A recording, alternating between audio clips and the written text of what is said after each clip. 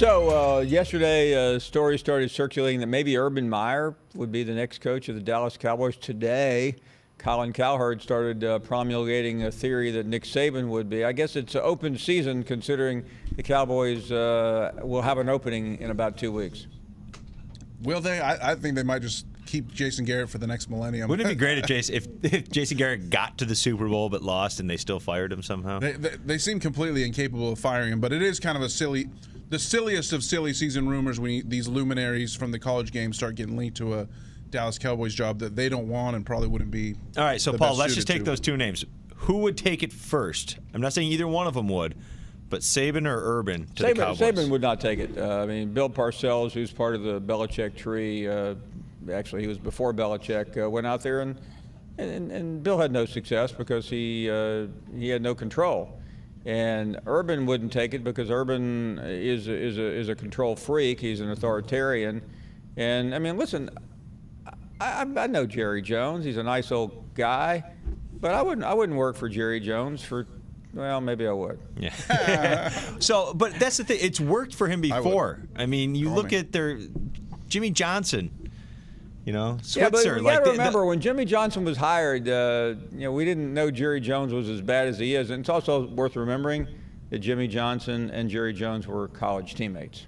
Right. They certainly had the history. And so you'd think when they start working together, it would last for years and years and years, and it only lasted for a couple Super Bowls, though. I mean, nothing lasts with Jerry Jones. Well, that's what I'm saying. Other than his arrogance and his absolute abysmal shepherding of a pro football team. Good. Let Urban get in there and take some control of that. No chance. I think it would be great. Zeke's there. He's got his guys. He's never firing Garrett, ever. He's definitely going to fire Garrett. And besides, I think Dan Mullen's a better possibility than Urban. Fire up the next rumor here it cycle is. there. Dak Prescott, Dan Mullen. See, upset alert, Dan Mullen? Not hard to figure that connection, is it? We had a great first hour with Coach Ken from Navy. More of your calls at 855-242-7285. John is in Louisiana. Hey, John. Hey, Paul, how you doing? I am doing great. Nice of you to call. Thank you. Paul, I've called in before. I've come in a name on the Fishbone, but hey, three things I wanted to talk to you about today. I'm really disappointed in Squirrel. You know, Squirrel was always one of my favorite callers of yours. Him and Bobby from where was Bobby from? Birmingham? Yeah.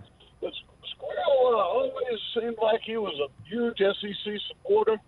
And then with this LSU being there, he sounds like he's really down on LSU and not supporting the conference. The number two thing I want to say is I tried to call early in the season, Paul. Actually, beginning of the season, I had a prediction that LSU was going to lose to Texas in Austin, and then they're going to win out and win it all the way to the national championship. So we'll see how that works out. And the last thing, Paul, do you realize who LSU played in the '58, their first national championship? You know what? I don't. They played Clemson. Oh, wow. The second national championship, 2003, they played Oklahoma. Yeah, and they played Ohio State in the other one. I'm sorry, and then the last one was Oklahoma. So they've played all three of these teams in the national championship. That's pretty interesting. That is true. Hey, thanks, John. Appreciate the call. Let's move along. And Mel is in Birmingham. Hey, Mel. Hey, Paul. How are you today, sir? I am doing great. Okay, our dear friend Richard Jefferson, be sure and tell you hello.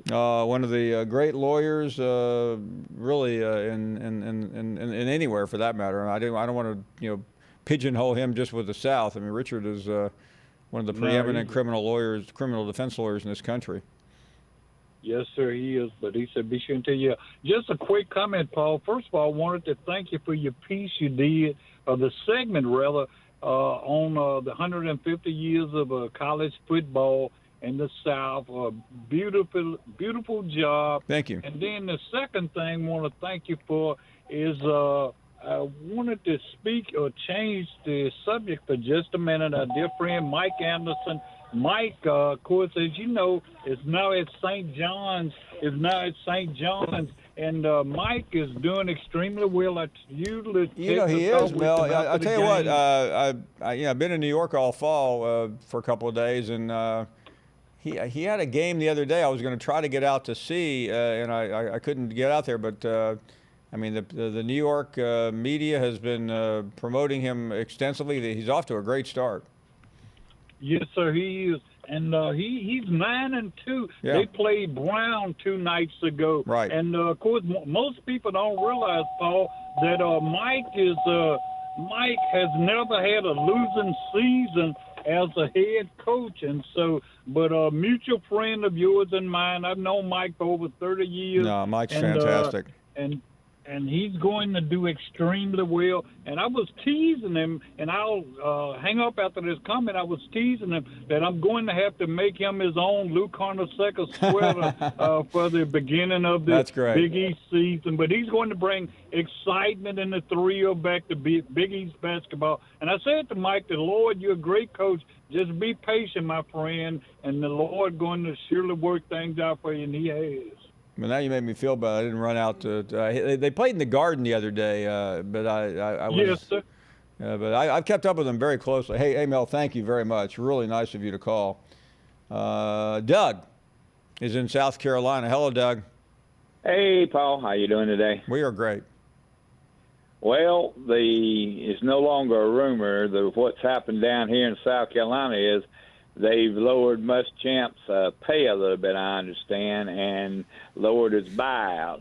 And I think they give him about one more year, and if he don't straighten up and fly right, he's going to be out of there. Yeah, listen, he survived this year because, he's got a lot of support in Ray Tanner, who I think is a really good athletic director. And, Ray stuck with him. But next year, if the record is subpar, he's not going to survive. No, if he hasn't done nothing by mid-season, I think he'll be out of there. No doubt. And concerning the college football playoffs, I'm a Clemson man, and I know you like Alabama, and I thank God we live in a country where we can pull for who we like, and we can always be civil to one another. Some of these guys that call in your show, like that guy from Alabama, I think it's Ray or whatever his name is, always cussing and stuff. There's no need for any of that stuff. You have kids that watch this show, and you have decent people that watch this show, and they don't. We're here to talk about football and get expertise from you. We're not here to cuss at one another and act like a bunch of fools. It's funny, Doug. Early this morning, I was leaving LaGuardia up in New York and ran into a pilot who is a Clemson fan. He lives in Greenville and's got a house on the lake in Clemson. We had a long chat, and he says he watches all the time. And listen, I told him. He said, "What do you really think of Dabo?" I said, "I really like Dabo. Just don't tell anybody, okay?" Yeah, well, Dabo's a likable guy, but you got to have your opinion, and you get paid by ESPN to be a Southeastern Conference guy, and that's your job. That don't mean you can't like other teams. It just means that when it comes to Southeastern Conference, that's where you need to have your field of expertise. And, your fans, we get it. We call the guy. I watch your show every day, and my wife does too. We like your show. You do a great job. Well, thank you, and thanks. I was talking to this pilot again, and I am convinced that outside of some of the bigger SEC fan bases, Clemson might be next in terms of total number of people that tune in every day. Because listen, we joke about it. We're fair. I think they have a great program there. It's an extraordinary program. Mike is up next in South Carolina. Hey, Mike.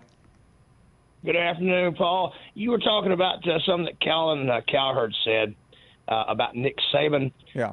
Cowherd had Saban resigning at the end of the 2010 season when they lost to Auburn, and again 2013 he had him resigning. It's just ridiculous. He pulls stuff out of his shoe, just to get people riled up and watching his show. he's a commentator is paid to commentate. But I lost all respect for the guy, for his bearing and his knowledge after he started talking about Saban, a few years ago. There's somebody else on TV that here's what Cowherd said, because he said it on this show. He said I want this was in I believe 14. And he went on to say, I want all you Alabama fans who love Finebaum and hate me to know, right now you're driving around, and I'm here to tell you, you're going to start losing to Gus Malzahn. Next year, Auburn's going to be better than Alabama. Auburn is going to go into Tuscaloosa and beat Alabama. They're going to beat Florida State. This was in 13, excuse me. They're going to win back-to-back national championships. Did I miss both of those? He's kind of off about that, wasn't he? Listen, Colin Cowherd is very good at what he does. He got you to call in here to talk about him. Mike is up next in Macon. Hey, Mike. Hey, Paul. Thank you for taking my call. Paul, you just had me laughing. I had to comment on it. I was listening to you and Dan I'm choked up talking about Colin early. Cowherd. What's that, Mike? I was listening to you talk about with Dan Orlovsky about the players playing in the bowl games, and I heard Orlovsky say that when he was in Connecticut, that his year that they went to the bowl game, that he wouldn't have sat out no matter how much money you had offered him. That it was that important to him, and I like Orlovsky, and I know he's your friend, but he also wound up being a 5th-round draft pick and a journeyman. Well, what he said was, he said, listen, I felt like by winning the bowl game when I was there, we put UConn on the map, and I asked him, I said, apparently that was written in disappearing ink. Well, that's true. He's good. No, Dan is a phenomenal analyst. I mean, and the thing about Dan I like is he's never met an opinion he didn't like. Well, I juxtapose that with when you were just talking about Jerry Jones, and I think that was maybe during the radio break, but anyway, you said, I wouldn't work for Jerry Jones no matter how much money, and then you paused, and you made me start laughing so hard. Well, listen, I mean, I think anyone who says they wouldn't, there's no amount of money we all do things for money. I mean, look at me right here. Yes, sir. Absolutely. No one in their right mind would do this normally. You do a great job. Hey, thanks, Mike. Appreciate the call. Going to get myself in trouble with my bosses again. Wow. 855-242-7285. That is our number. We have more guests and more phone calls. We're just an hour and 12 minutes into the show. I know it seems like longer, doesn't it? Ross Dellenger from Sports Illustrated is on deck. And we welcome you back to the program. Really excited to welcome in Ross Dellenger from Sports Illustrated. He's been in New York covering Sports Business Journal conferences where there has been a lot of chatter about maybe expanding the playoff. Ross, thanks for the time. Take it from the top. What have you heard, and what does it all mean? Well, just talking to a few ADs in New York, you know how it is. You kind of schmooze with them a little bit off the record, and the college football playoff is certainly a topic of discussion this year, and it was kind of made clear to me that look, we're bantering about expansion. There's some banter there about an 18 playoff, and one specific model is kind of one that has gained traction, I think, with a lot of people. And not to say this is going to happen today or tomorrow or even next year, Paul, but it's something that's being discussed. These things are like, it's like a bill in Congress. It takes a long time for it to happen, and I would think that this would be the case also. But it's an 18 playoff with 5 automatic bids for the Power 5 champions, and 2 at large, and 1 maybe for the group of 5. Where would you guess the support is coming from? Who? I mean, you may not be able to name names. What kind of people are we talking about here? Well, I think, and I saw some stuff even earlier today from Larry out there at the Pac-12. Larry Scott, yeah. And, Larry Scott, yeah, they've been now missing 3 straight playoffs, and so when that happens, I think you want it to expand, but I think even ads that are non-SEC ads and maybe non-ACC, since they get in it with Clemson and Alabama, LSU, Georgia every year. Outside of them two, I think there is some real support for the playoff, in the Big 12 and the Big 10 out west of the Pac-12 and in the group of five if they were to get a spot. So I think all but those two conferences are in pretty good support of it, and the people I talked to are they weren't necessarily from the ACC or the SEC. And certainly the one that told me that model that's being talked about is not from either of those conferences. So, I think there's support for it, and now you see people talking about it. Like I said, Larry Scott talking about it publicly, Delaney talking about it publicly a lot. It's gaining more and more traction. I think every year it'll gain more and more traction. And whenever they decide to make the move and expand, because it is inevitable, whenever they decide to make that move, it's probably going to be 2 years until it actually will be implemented. So we're still a ways away. I mean, if they decided this year, it wouldn't be implemented until maybe 2022 at the earliest. Yeah, we're at the halfway point of this contract. I mean, do you think it's possible or likely it will come before the contract expires? And what I mean by that is 2 years before, because of the implementations. Yeah. I saw some things that Larry Scott said today about how, we've got this contract and he doesn't foresee it happening before the contract is over. Let me tell you, Paul, and this is where people aren't publicly, don't want to go publicly on the record, but people will go unattributed on it. And I can tell you, I talked to one AD in specific who said, look, we're gonna say that on the record, like we can't do it until the deal is done, but really, realistically, the deal can be amended, and we can do it before the deal ends. And I'd expect at some point before the deal ends, I would honestly expect it to happen. Talking to Ross Dellenger, Ross, you were among the very first writers who brought Joe Burrow to our attention in terms of a chance to be successful as he's turned out to be. I mean, we are now 2 days away from his coronation of winning the Heisman Trophy. Go back to the beginning when you first heard the news that he was heading to Baton Rouge. Did you think this would be possible? It's funny, Paul. His announcement date when he announced that he was going to pick LSU and to transfer there was literally my last day with the Advocate as an LSU beat reporter before I moved on to Sports Illustrated. So it's been about a year and a half, and I remember that day vividly. I remember hearing that it was coming, and then his tweet late that night he sent out saying he was going to LSU. No, to get back to your question, absolutely not. I didn't think he'd be leading the Tigers at 13-0 a year and a half later, in the Heisman Trophy favorite, heavy Heisman Trophy favorite, maybe the biggest winner we've ever seen in the Heisman Trophy as far as votes go, first place votes go. So I did not expect that. I don't know if anybody did. I think LSU knew it was getting a pretty competent guy that would come in and take the job. I think they absolutely expected him to take that job that first year, and he did. And it was somewhat close, I think, during camp, but I think they always had in the back of their mind that this was going to be their starting quarterback, and that's why they went out and recruited him and got him.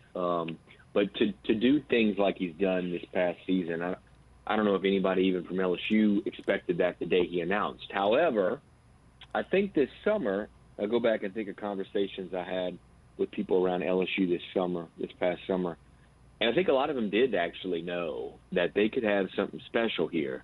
And it wasn't just with Joe Burrow. I think it was the combination of Joe Burrow and Joe Brady. I think it was a combination of a kid who is really accurate and pretty athletic in an offense that uses his talents in the receiver's talents, and something they didn't have last year. And they kind of knew that they had it this past summer. A lot of people were really confident. Now, I don't know if they really expected the number one seed in 13-0, but here we are. Before you go, you mentioned Joe Brady, and I want to also bring up Dave Aranda. He was clearly interested in the Vegas job and maybe some other jobs. It didn't happen that he's taking those. But do you expect him to be at LSU next year? And also, what is LSU working on to keep Joe Brady there? Yeah, it's certainly when you're 13-0, you're doing a heck of a job, and in a lot of ways on both sides of the ball. I know LSU's defense taking some flack this year, just because of the high bar that it always hopes to exceed to. When you're good on both sides of the ball and you're the number one seed, you're going to have people come calling. And Dave Aranda did interview at Colorado State. He interviewed at UNLV as well. That should tell you right there, this is more than about money, because he's not probably going to get. I don't know if he's going to get from either one of those programs $2.5 million a year. I think he wants to be a head coach. I think NFL defensive coordinator is somewhere too that he might aspire to be eventually. So LSU has done everything it can to keep him. They're not going to pay him $3 million to be a defensive coordinator. I don't think he necessarily wants that. I think it's not about money anymore with Dave. It's about kind of moving up, whether that's NFL DC or that's a college head coaching job. And I think we should all keep our ears open, especially in January, February, when the NFL coaching cycle begins, of Dave Aranda potentially moving on, or at least interviewing like he's done. As for Joe Brady, it's a little different, obviously. For Joe Brady, it's maybe it is a little more about that contract. He's going to be able to get LSU's got a very lucrative plan, I think, in place to keep him. Has something been signed on the dotted line? Not that I've heard, but there have been discussions, and LSU seems to be very confident. But we got to all remember Joe Brady spent 2 years in the NFL, and it'll be interesting to see if that's a place he wants to go back. And I don't know really the answer to that, but I do know that LSU's confident in its plan, and it's discussed it with him. Great stuff. Ross Dellenger from Sports Illustrated. Ross, be well, and hope to talk to you again as we begin to work our way toward Atlanta in 2 weeks. Thank you very, very much. Yeah, thanks, Paul. You got it. Ross joining us from New York. Hypothetical 14 playoff. Anyone want to see LSU, Wisconsin, Ohio State, Baylor, Clemson, Oregon? That'd be a pretty good game. Oklahoma, Georgia, I could watch that. Where's Bama? Bama wouldn't be in a 12-team playoff. No. Can't have a playoff without Bama. Sure can. About to have one. No. 8-team playoff. Hasn't happened yet. We still have yet to have had a playoff without Bama. So you wouldn't, Paul? Look at that. Look at those matchups. I mean, come on. That's just an extra week. It's great. Everybody who says that these are not compelling matchups is tricking themselves, I feel like. Who wouldn't want to watch Oklahoma, Georgia again? They played a great game a couple years ago. I'd like to see them have a little revenge match. LSU, Wisconsin, clash of styles. It's got me choked up. Can't wait to see it. All right, Paul, so I'm the only one on this. I know, sorry. I'm having a coughing attack. Paul's checking his email. So this is actually a good one, though, because, Paul, it's eventually going to happen. Right? It is inevitable. If Ross is to be believed, yeah, it sounds inevitable. And who wouldn't believe Ross? He was there. Well, first of all, it was always going to happen. Just a matter of when. Right. So, I mean, if we see this and you see somebody, I get it, the Pac-12 doesn't hold a lot of clout with college football right now. But Mark, listen, I'm not trying to rain on it's not going to happen anytime soon. We went through this last year. Greg Sankey spoke on it today in New York. He said he doesn't see a tremendous appetite. This is just a bunch of sports guys hearing what they want to hear. This contract will not be addressed until Bill Hancock and the commissioners decide they're ready to address it. But when? Probably in about 4 years. Ross got my hopes up, Paul, and now you just dashed him. Well, because you have to listen to what these commissioners really say. That's fair. I mean, I think there is a thirst for it from the fans, though, right? I mean, the playoff is well, working. Although I'm a proponent of expanding, but we barely got 4 teams in this year. I mean, Oklahoma, frankly, didn't deserve to be in. Right, but that just gives it that extra intrigue. If it's 8, where then you can kind of say, okay. If it's 8, we dilute it even more than we had it this year. Right. I mean, there were 3 great teams this year. Right. It's a matter of are we trying to decide who's the most deserving, or are we trying to provide the most I would entertaining suggest you games call in your December for the bosses, fans? Mark, because they have a pretty big piece of this pie. But in the beginning of the year, all the narrative. I can tell you where they work. They're up in New York. All the narrative in the beginning of the year, or throughout the all off season, was there was only 2 teams. It was just Alabama and Clemson, and only one of them made it through. I want more. Welcome, everybody. Welcome back. Glad everyone is here, and let's talk to Jerry in Tennessee. Hello? Hey, Jerry. How are you today? I'm well, Jerry. Just wanted to throw something at you. Tennessee, when Tennessee plays Ole Miss again, don't you think I just wanted to pour some gasoline on that. Hey, Jerry, why? Let me ask you a question. I, as a Tennessee graduate, I feel like I have a license to ask you this. Okay. Why are you still bitter at Lane Kiffin? Oh, I'm not. Well, you just got through saying you wanted to pour gasoline when Ole Miss plays Tennessee, so what are you talking about? Well, I'm just, it's going to be a extra interesting rivalry. Really? Let me put it that way. Tennessee and Ole Miss. I mean, that's about as about as uninteresting a rivalry as you can get. Here's what I'm thinking. The only reason that Lane was successful at Tennessee was because Monty Kiffin, Ed Ogeron, and Jim Chaney were the assistant coaches. He's only there 1 year, Jerry. Yeah, I know. But hey, by the way, Jerry, Jerry, let me ask you a question, okay? Jerry, he failed at USC. He failed at the Oakland Raiders. He didn't. First of all, he didn't fail at. Let me ask you this question.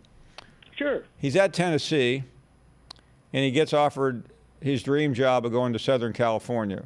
You really begrudge him the opportunity to leave Tennessee to go to Southern Cal? No, I do not. Well, so what's this call about then?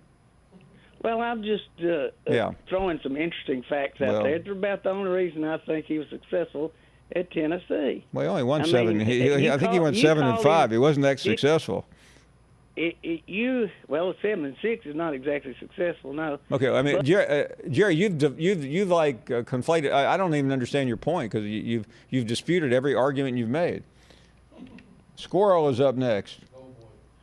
Which way is it, Paul? If Alabama fans do not call in, we're scared, we're ducking and running, and if we do call in, we're disgruntled. What is it? I mean, you tell me, Squirrel.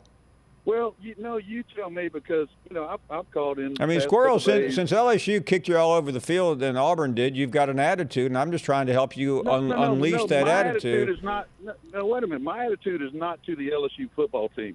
I would challenge you to say one negative thing I've said about the football team. So, okay, forget what you've said, Squirrel. I'm more interested in what you're going to say.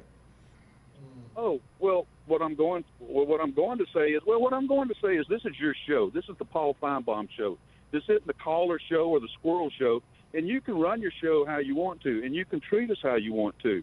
And all I'm asking is if you're going to make a blanket statement about Alabama fans and you're going to throw my name in there and then say all I've done is call Squirrel. in and Let's talk. Why don't we have a conversation instead of a screaming match? Okay. Okay. Tell me one thing I've said about Joe Burrow in the past 2 days. Squirrel. It's been negative. First of one all, thing. I'm not. We're not. This is not Judge Judy. I don't remember everything you said. Well, why are you going? You said on national. Okay. Oh, listen to this chicken. Squirrel, you just have got to calm down, my friend. No. I mean, I know it's difficult to deal with Alabama being number 13, but I want to help you. No, listen to me. You said that I called in trashing Joe Burrow. Well, you called in trashing LSU. I don't know. Well, you tell me what you said, Squirrel. I mean, I have a pretty good recall, but I don't remember everything that you have said on this program. Are you going to let me talk, or are you going to talk? Is it my turn? I'm being silent, so I guess it is. Okay. I've been ridiculing the fan base, Paul, who are talking dynasty, talking all these. I heard somebody call in yesterday and ask, not your show, but another ESPN show, is this the greatest college football team of all time? And I'm just saying, can we just step back and let them at least play a playoff game before we anoint them the the second coming. That's my only Okay. thing. What And have you again, said anything about Coach Orgeron? Yes. Yeah, I said if it wasn't for Joe Burrow, he'd probably be captain in the shrimp boat somewhere in Grand Isle. Yes. Am I not allowed, Paul? Am I not allowed to come on this show and bash Squirrel, the program? I or think. bash the Listen, coach? Squirrel. First of all, you know me very well personally. I You do. know I don't ever stop people from saying. I just made a point when you said that because I frankly was offended by that slam on Coach Orgeron. But you're welcome to say it again if you'd like. Well, these guys make millions of dollars, Paul. Can they not handle some criticism? Well, I'm from sure. sidewalk I don't think alumni Coach really like me? cares one way or the other. I'm the one who was I upset. don't think he does either. That's why it doesn't bother me to say that about him. If I made millions of dollars, people could slam me every day of the week. I would not care. But again, this is your show. We call in because this is entertainment for us.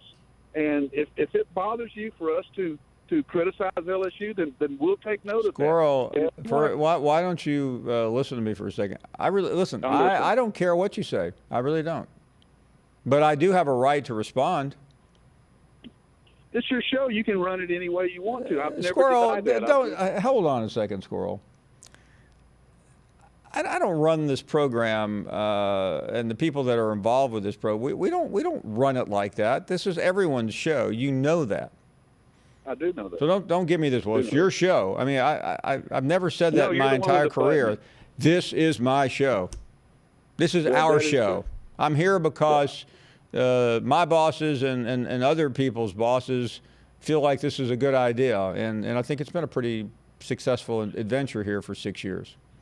Well, some of us like to have fun with the other fan bases, and there's times when you enjoy that, and there's times when you don't, and I can respect that. But I to just say don't that we're all understand just- why you and it's a question. It's not a statement. I just don't understand why you had to trash Ed Orgeron and the LSU fans. I mean, this is their Well, time. This because is their they're good, moment. maybe because they're good, Your Paul. moment is in I go- Orlando playing I go- Michigan. I go to maybe 2 or 3 games a year. The LSU game is one I usually go to because it's always going to be a good game, and they have a good program, and it's going to be entertaining to me. But because they're on top, do I have to kiss their ass? No, I don't, and I'm not going to. And if people want to, they can.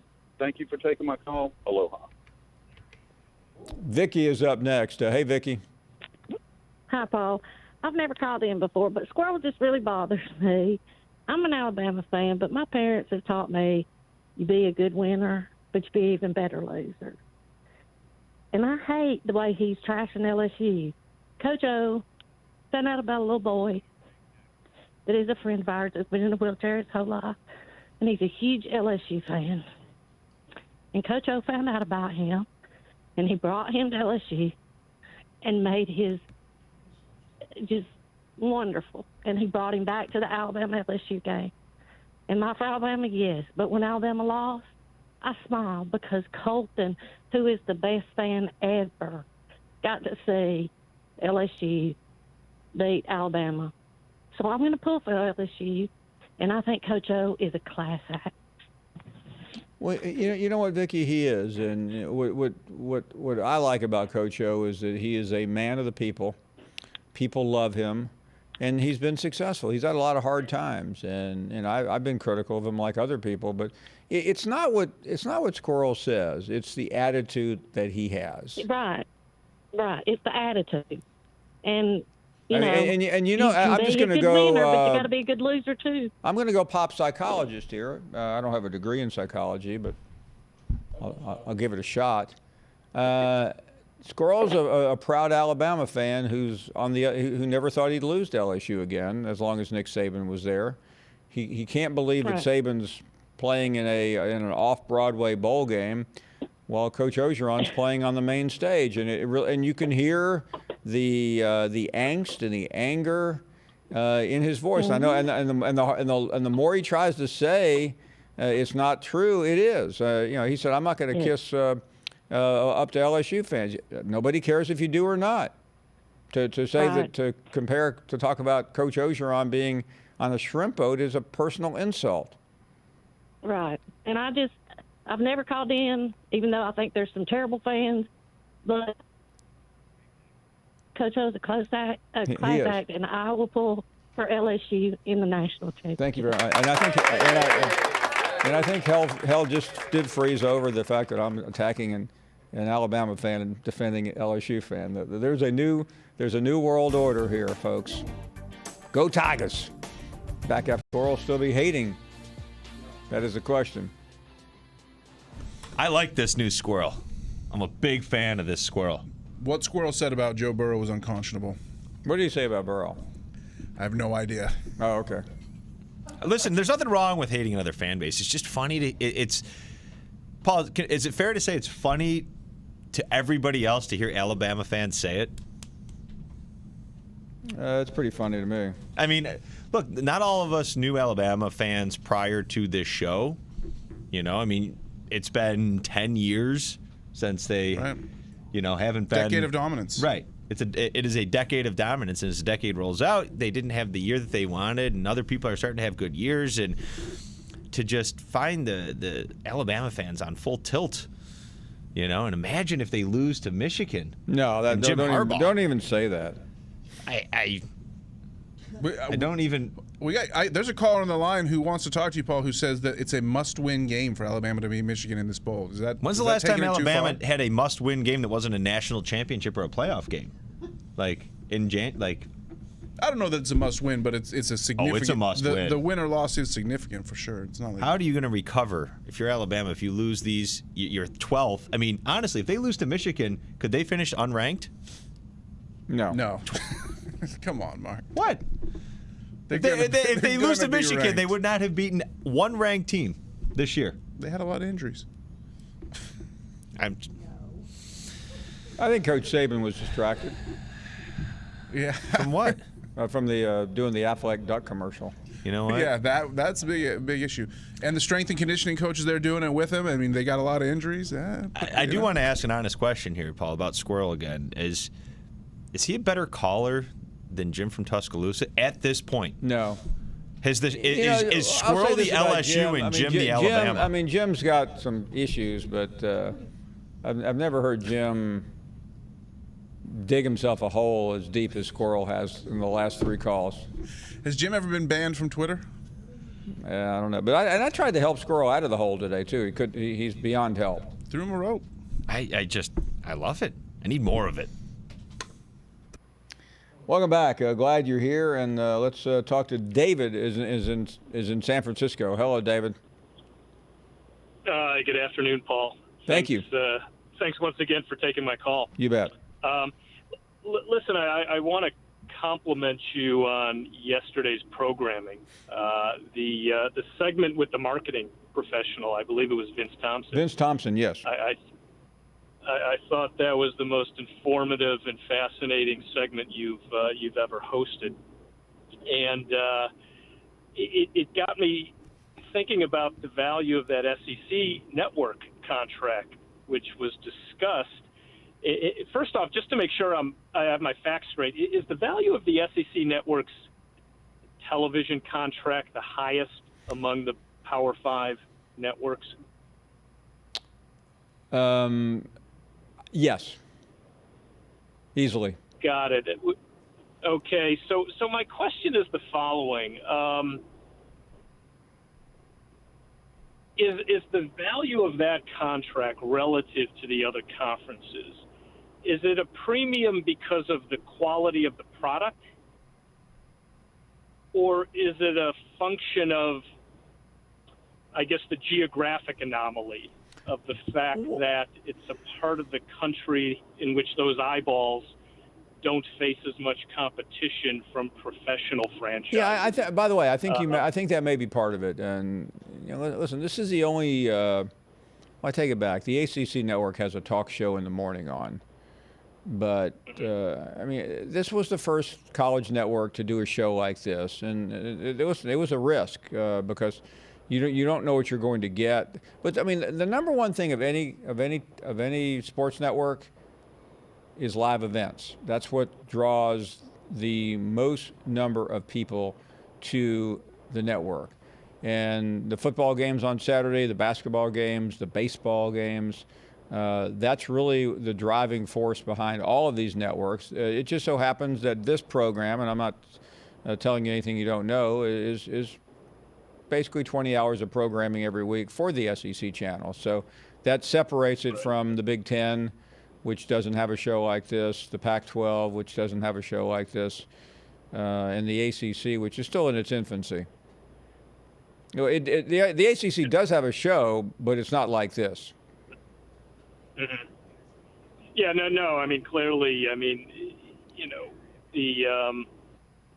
the fan base is very unique, and I wonder, we've seen over the last several decades, admittedly at a somewhat of a measured pace, but nevertheless the expansion of professional sports franchises in the South and Southeast, whether it's the Memphis Grizzlies, Jacksonville Jaguars, and so on and so forth. And, I'm wondering if over the next 20 years we were to see even more, that if somehow the collegiate sports fan base would begin to David, it's be diluted a little bit. David, it's an absolute fact that in every market, let's take Nashville for instance.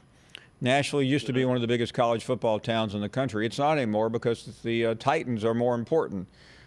Charlotte, right. The Panthers are the number one attraction, even in a state that everyone thinks is basketball. It's not. It's the NFL football team. So why does Birmingham, Alabama, have the largest number of share for any city in America when it comes to college football? Because there's absolutely no competition. It's the most rabid television sports market in the country for this sport. And I bet if you took a rating of this program, it would be you'd have a similar result. Yeah, that's my sense, and it's going to be fascinating to see, just based on population shifts throughout the country, whether over time some of the cities that you just noted, where there is no competition for those eyeballs. But you know what's interesting? I think this is correct. The two largest markets for college football in the country are Birmingham and Columbus, Ohio. And Columbus, Ohio has other sports. They have an NHL team, which is very popular, and two absolutely abysmal NFL franchises in that state. Well, while I live in San Francisco, I was born and raised in Cleveland. You're going to get no arguments on the quality of that product from me. But at the same time, as somebody who grew up with a transistor radio on Saturdays, listening to Woody Hayes and Archie Griffin and the like, there is no question that it is always second fiddle to the Browns, and it always will be. But anyway, listen, Hey, David, thank you very much. Hate to run. We're up against the break, but just a fantastic call. We are back with 2 more hours. We hope you will be as well. It's been a good show already.